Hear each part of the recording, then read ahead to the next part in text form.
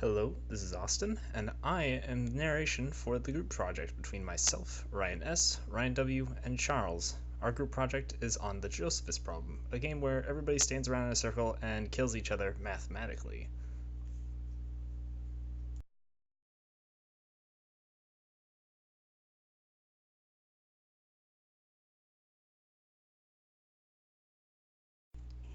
So, to play the Josephus game, you have an n number of people stand around in a circle, and every kth person in the circle is killed, one after the other. So for our first go around, we have 10 people stand in the circle, and every second person is killed, and then 15 people stand in the circle, and every third person is killed, and then 20 people stand in the circle, and every fourth person is killed.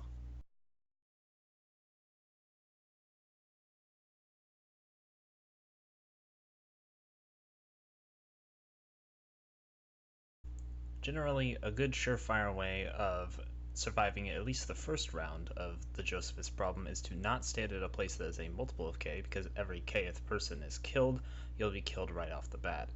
There is a way to absolutely pick the correct place to win the Josephus problem for any n and k, however that will be explained in later problems and is a bit too complicated to explain right now.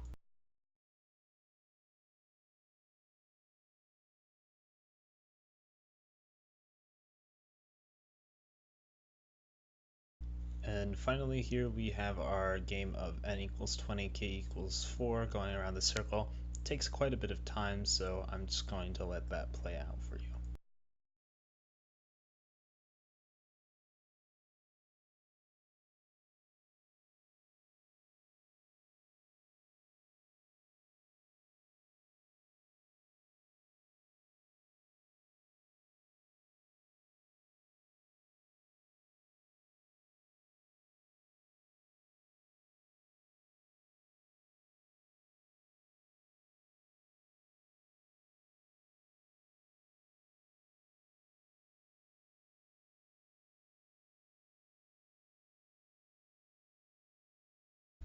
So, question 2 is all about how changing the position of the first place does not change the position of the winning place relative to the first place. And so what I mean by that is that no matter which first place you pick, that Josephus is always going to be in the winning place relative to it. So for this case, we pick the top left person to be the first person, and the Josephus ends up being the person we've made the Josephus the entire time. However, if we make the previous Josephus into the first place position, the next Josephus shifts along the circle according to how the first place position shifted. So in this case, we shifted it 2 over, so the Josephus, the new Josephus, will shift 2 over in accordance.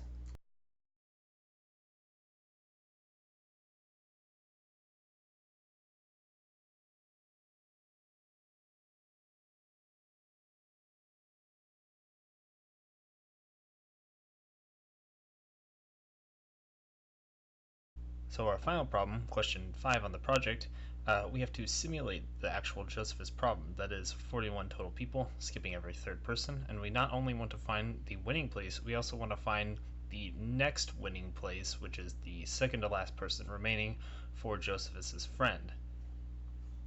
We calculated from our previous questions using our little equation, we calculated that the winning place would be in 31st, and the next winning place would be the 16th. So that's where we placed Josephus and Josephus's friend, and thankfully everything turned out well on the first try. Now, this part of the video is pretty long because, 41 people. So just in the meantime, I'm going to point out a couple of things. Thank you, Ryan S., for bringing the D&D minifigures, so we can do this in at least a bit of a fun fashion instead of just, shuffling around tokens or whatever. Thank you, Ryan W., for recording everything, and thank you, Charles, for coming up with the rough draft for our equations and doing quite a bit of the work as far as the coding aspect goes. So I appreciate all of my team members, and thank you, me, for narrating it all.